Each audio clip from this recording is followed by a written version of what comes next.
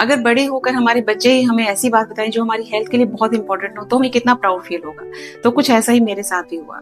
40+ as में जाने के बाद मेरे साथ क्या हुआ कि मसल फटीग होनी शुरू हो गई, थकान होनी शुरू हो गई, बोन वीकनेस फील होनी शुरू हो गई। तो मेरे बेटे ने कहा कि माँ आप जिम जाओ और मसल स्ट्रेंथनिंग एक्सरसाइज स्टार्ट करो।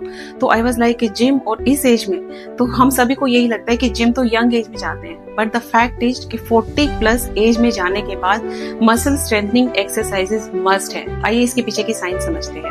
40 की एज के बाद क्या होता है कि हमारा मसल लॉस स्टार्ट हो जाता है। 1% पर ईयर मसल लॉस होता है, जिसको कहते हैं सार्कोपीनिया।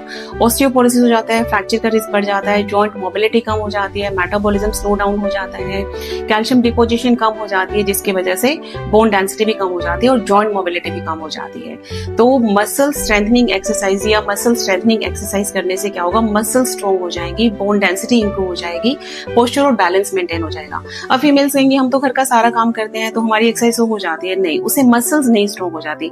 इवन वॉकिंग करने से भी हार्ट और सर्कुलेशन तो बेटर होता है, लेकिन बोन्स को स्ट्रॉन्ग करने के लिए मसल स्ट्रेंथनिंग एक्सरसाइज बहुत जरूरी है।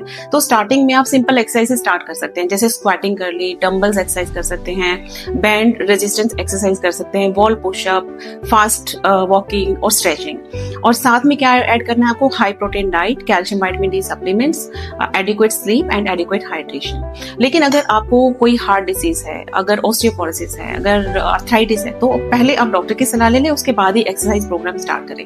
तो याद रखें कि 40 की एज के बाद फिटनेस मुश्किल है, लेकिन शुरुआत जरूरी है।